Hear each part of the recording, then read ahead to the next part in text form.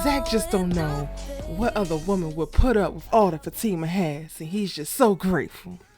Andi gonna move forward, but not without Gary trying to yank her behind back. And Karen, I truly love this new era for you. What's good, y'all? Sugar Sis Erica Vane coming to you right here on Erica Vane TV with another Sistas video. And y'all know I've been behind, but we are on it tonight with the episode 21 breakdown from season 6. If you're new here, hit the subscribe button and turn on bell notifications so you don't miss out on any of my sisters' content and conversations. That includes my weekly live after show titled Our Sisters Keeper, hosted with myself and the amazing Allie Nick, where we dive into the episode right after it and share all of our thoughts with you lovely people. So again, if you haven't subscribed already, it's the first time that you're coming across my channel, go ahead and do that now before we even get into the video, because I know you're gonna love it here. I know you're gonna love it here. I just know you're gonna love it here. And without further ado, let's go ahead and get into it. Tyler had me chuckling this entire episode, and not because the episode was just so funny. What was funny was Maurice. Maurice owes me nothing. I know that there's a lot of discourse around if Maurice is even necessary. Should he be on the show? Some people are over him. Some people think he's doing too much. But I personally feel like, especially after watching this episode, he is doing just enough. The funniest moments I feel like are coming out, at least recently, in the most like recent 6 episodes or maybe 8 episodes, have been from dialogue coming out of Maurice's mouth. So much of these episodes lately have been monotonous, have been repetitive.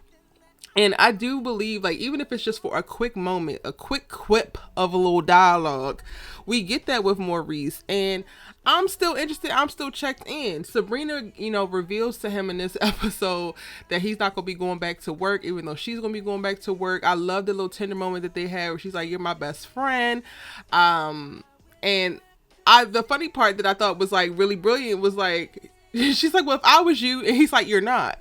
And I said it while he was about to say it. Like, I was like, "You're not him. Sabrina, you're passive. You let people walk all over you. You want to placate to things too often, and too many people get away with playing in your face." Maurice ain't like that. Now, should he actually pursue suing the bank for like wrongful termination or not giving his job back because of his personal affiliation with Q? I'm still trying to process, but my initial thought is like, yeah, go ahead and sue them, because at the end of the day, what happens in his personal life is what happened in his personal life, and him being penalized for making a poor partner choice don't seem fair. If that's the case, then everybody need to be penalized, because how many of us have chosen loud and wrong, have stood by our mans, and our mans might not be about to rob the damn bank, but our mans is a menace to damn society. But people aren't being ostracized out of their circles, aren't being removed from their jobs, and all of that behind who they actually pick as a partner. Now, Maurice has definitely been dumb in this whole cute thing. So when he said, I'm like, yeah, well, you were. And honestly, with Miss India, it was like, well, even though he might not be responsible for the robbery, him putting himself in this circumstances is his responsibility. She said that more or less. Like, I'm putting words in her mouth low key, but that's the gist of what I got. And when she said it, I was like, I kind of agree. And it's not even to try to victim blame, but Maurice, like, yes, this was a huge misstep in your life, your personal life, that happened to affect your professional. I'm just trying to figure out, at what point do we draw the line when it comes to holding somebody accountable? Is him losing his job like something that should be a part of him being accountable for the overall misstep of associating, sleeping with, pursuing romantic relations, and then trying to help Q?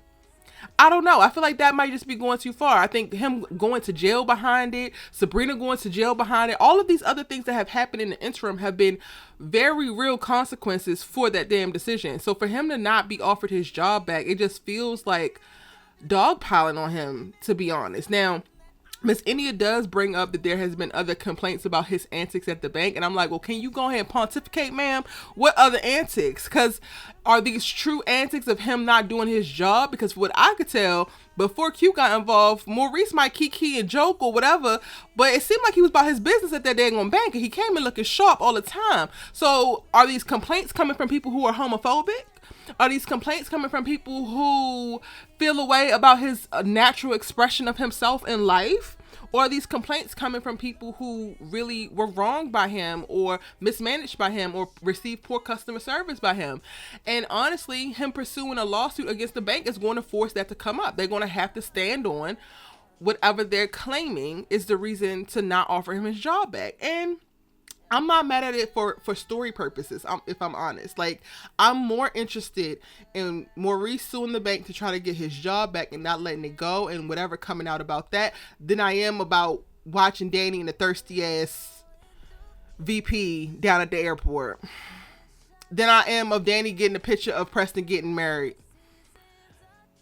Honestly, than I am of watching Andi build whatever with Jordan's egg. Like, I'm way more interested in whatever Maurice got going on than half the storylines that we're watching play out. So I'm going to go ahead and let Tyler and Maurice have it. Like, yes, give us this lawsuit. Maurice, stand 10 toes down. Maybe your good girlfriend, your good Judy, Sabrina can have some of that rub off on her so that she can stop moving through life so damn meek and mild and know that she's not to be played with. Because I still struggle with how people consistently play with Sabrina. She's a beautiful, sweet, amazing girl, smart girl, and people take advantage of her kindness all the damn time. And it's giving a no. So that was interesting for the episode, I believe. I am enjoying to no end, y'all. I am enjoying the Karen rebrand. Brian, I don't know if you shady. I don't know if you shiesty. I don't know if you was sent in here by Aaron. But whatever you doing, keep doing it because the propaganda is propagandaing. Yes, it is. And I am thoroughly enjoying Karen getting vindicated of being the evil, mean, wicked witch of the West that she has been branded to be over the last 5 seasons of this damn show. And in a matter of her releasing Zach and focusing on this damn salon and this pregnancy and having this man come into her life and try to help her, he is just speaking nothing but life over her and how she's going to be a great mother and she's so nurturing and she's this and she's that. All things that I have known, but too many of the people in the Sistas fandom, the Sistas audience, there's plenty of these toxic ass stands, love to conveniently forget that there's a softer side to Karen, that there is a nurturing side, that there's a loyal, like, this woman is a fully actualized Black woman living in our current era. She's probably one of the best examples on the show of a fully actualized Black woman with everything: anger, happiness, frustration, joy, disappointment, achievements. Like, Karen has literally run the gambit of emotions, of circumstances. I feel, again, I'm going to say it again, she is the best representation of a fully actualized Black woman in our duality, even larger than duality, just a multifaceted ass Black woman. Even though too many of y'all want to focus on the one side that happens to be the negative side. I mean, some of these other characters are doing that as well. Zach. But I loved it. Like, listening to Brian talk about her and like pour into her and want to help her, I'm just sopping it up like it's gravy for a biscuit or honey. Well, I don't put gravy on biscuits. I put honey. But y'all know what I mean. Absolutely enjoying it. Ebony, stunning, looks amazing. I want y'all to get these white ass shoes a rest though. I ain't even gonna hold you. I can love Karen down, but them white shoes, I don't want to see them in season 7. We don't want to see them white shoes no more. But this new salon space, oh, this is sexy. This is nice. I am very curious of who the hell Brian's brother is, because now after y'all said it on our live last week that it could be Aaron behind this, I'm like, is Brian adopted and Aaron was adopted, which is how he was okay with ex-wife's kids not being his kids, and Brian got 7 kids and only 2 of them is his. Like, I don't know. I feel like Aaron has something to do with this whole Brian thing. And it's getting me so excited. I ain't even gonna hold you. It's getting me so excited. But we didn't even get a ton. We didn't get a ton of Karen. She calls Zach to get the realtor's number. Zach is talking about, I ain't answering, but he happens to be on the phone with Fatima. Fatima lets him know, like, she's been so nice. Like, keep her in a great place. Go ahead and answer. Then when he gets back on the phone to tell her, oh, she just called about the realtor, but she seemed different. You have seen this Karen before. You have seen this nurturing Karen before. Like, stop playing in her. I be trying, y'all. I be trying to not get on Zachary's neck, but he's always going to do something. In every episode, it seems, over the course of this last season, he has given me something. Okay, first 6 episodes of this season was on his side, agreed with him, stood 10 toes down. I was like, Fatima need to chill. But after that, Zach, you playing goofy ass games, and goofy ass games win you goofy ass prizes. Why are you playing like Karen has never been nice a day in her damn life? Why are you being so dramatic about everything? But the moment somebody is dramatic about any of the things that you have done, now you feel like people holding stuff over your head, won't let you live it down, don't never see the best for you, always think that you gonna mess up. Like, it's very convenient to me that you can hold over people's head the mistakes that they've made, the moves that they have been in, the attitudes that they have had, but everybody's supposed to wipe the slate clean whenever the hell Zach asks for it. And then meanwhile, Tyler Perry gave us the 11th time that he looks to Fatima and says, I can't believe that you're still with me. I don't know how I got you. Oh my God, there was no other woman that would actually do that. And you know what, Fatima? This one episode, I'm off your ass, honey, because the way that you responded, well, I know one. Or that's not true. There's other women that would actually put up with this. There's women who would put up with more. She ain't had to say Karen, but guess what? Karen would have been right here with you. Because she did it for 3 years. It just no babies pop up in the time. But it had damn babies pop up in the time, she would have been dealing with it. She's over here bringing you damn car seats now, and you're still playing like she's a fucking boogeyman. Stop it. Zachary, cut it the fuck out. Go your ass to your office. Like, stop whining every fucking episode. My son, is he hungry? Is he thirsty? Oh my God. Shut the hell up. If you're not going to try to do anything proactive and you're just going to run around and blame everybody and everything for the circumstances that you were in, even though you made active choices to get your goofy ass there, then shut up. I don't want to hear it no more. I cannot. I am so glad next week is the season finale. In season 7, we have new writers, because I cannot listen to Zachary for another goddamn time talk about he can't move, he can't sleep, he can't eat, he can't think, he can't breathe because of Michael. They're out of time. They don't have no more time. Talking to the lawyer. We ain't got no more time. The boy been alive for 3 years. Y'all done found out and then got on this big ass ship to try to take him from his mama a week ago. About a week ago. Like, cut it out. Cut it the fuck out. Please. Yes, child abuse is a big problem. It is a concern. You should go and fight for your son if you believe him to be abused. However, so many things are being glossed over. Like, they have no damn proof. The damn neighbor that y'all love so much and that y'all buddy with talked about, she kept calling, has been calling over the last 3 years, however many times. Ain't a damn report in the system. I peep a liar. The damn lawyer talking about the judge can't do anything because y'all have no evidence. Y'all had him, y'all stole him, cover him up with some fucking pillows, and didn't give him no damn food, and decided not to take no pictures. Looking at his back but took no pictures. Didn't take the baby to the doctors. But you want somebody to believe that this is a sense of urgency. It's an emergency. Oh my God, I just got to come in and save him. What else am I supposed to do? Take your ass over to Heather's house and talk to her. Get off of your high horse. Get off of your pedestal. Come down with the damn peasants and talk to the mother of your damn child. Figure out how you going to co-parent before you try to snatch the damn baby out of her house. Because guess what? The evidence is showing you ain't got a leg to damn stand on to be able to take this boy. But you want to play and cry and whoop-de-whoop about what am I supposed to do? I got to save my son. You're not expending all options because you have yet to even consider, like, maybe I can just go and level with fucking Heather. Maybe I don't need to throw money at her. Maybe I don't need to throw judgment at her. Maybe I need to go over there that's not breaking into her goddamn house. Knock on the door and ask, can we talk? Can you explain to me what's going on? I saw some marks on his back. Is he eating? I am not here to judge you. How can I help our son? Why has those words not come out your mouth yet? But Tyler has made this man over the course of the last 10 episodes say to Fatima, oh my God, I can't believe you're still here. I can't believe you're going to stay. I can't believe you're just, what did I do to deserve you? I'm going to continue to treat you right. And Fatima, for the love of God, don't you say no more that you don't care about his past. It's only about how he treats you. Because, girl, he don't treat you well. Mama, we're all turning a blind eye to the fact that he don't treat you well. He sexes you well. Oh, did I just say the quiet part out loud? He don't treat you well. He pays the bills. He don't treat you well. He allows you to come in and be super saver hoe in his life.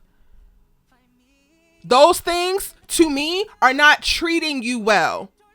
Treating you well is taking time and making space for you and y'all's relationship.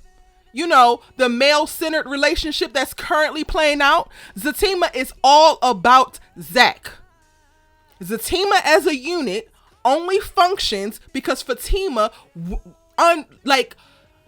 just immediately, relentlessly yields all her power, all her intention, everything to Zach.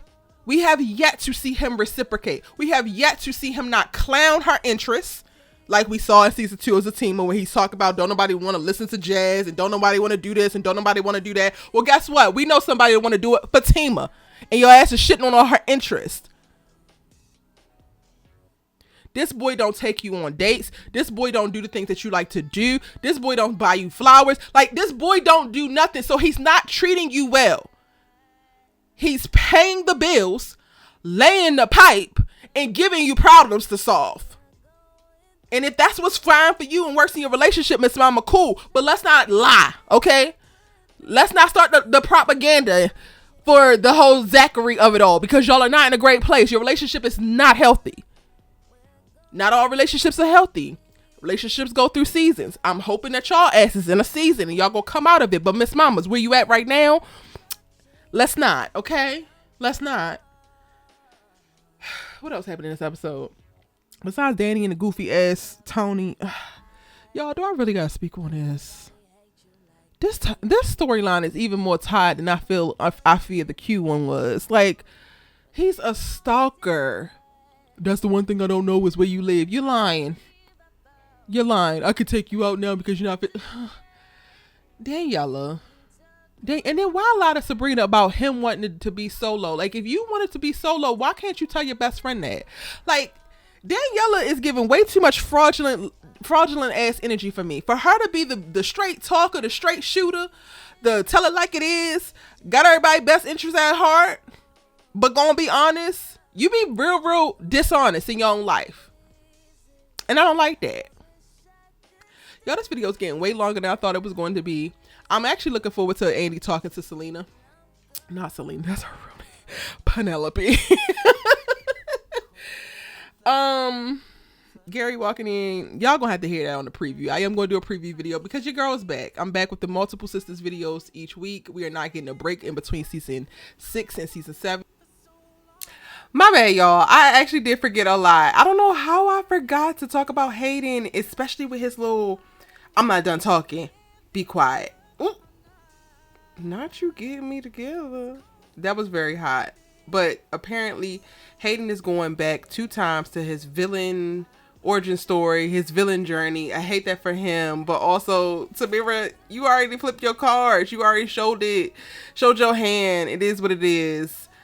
We did do Our Sisters Keep Alive, so I'm going to insert 2 clips to show y'all some of what I thought, because I did miss a bunch when I did this review. I'm so sorry. Check this out. And then, of course, I have my previews, predictions, and more content to come. So, let's go to Hayden, because one thing, now, listen here. Healing. Did you have conflicted thoughts? I have conflicted thoughts, friend. Okay. Healing is a journey, not a destination. Okay? And if I didn't get no confirmation of that today, I got it by Hayden's ass. Because when he looked over to Tamara and said, I'm still talking, I said, oh. Baby, what? Oh. Okay. I'm going to shut up, but I'm going to be talking again. I said, well, damn. Chris, listen here. I liked it. Listen here. I mean, who the hell told you to be that sexy? Now, see, you was coming for me a couple weeks ago when I said Hayden was cute. Now, I never said that Chris was not cute. However, Hayden as a character, his personality, and the things that he does makes him unattractive. The little tiny, the the like 5% toxicity that's still left in me that's probably never gonna leave me, heard that man say I'm still talking and got like, oh. So in that specific moment, he was sexy as hell. In that moment, Allie, I'm not giving you the whole thing because he's now decided he's going to double down on his villain origin story and I'm going to have to start hating his ass again. But in that moment, I'm going to shut up. That man said, I'm still talking, so be quiet. I said, oh, okay, Hayden. I like it. Give me more. Give me more. I don't know how I feel about the switch up though, because he was standing 10 toes down for Tamara with Gary, and then got in the house and immediately switched up. He was. I could have, but you know what's so interesting though? When that scene happened between him and Gary initially, I love the fact that even if Hayden felt any type of doubt, he did not reveal that to Gary. Mm-hmm. He didn't feel that Fatima would do that to him.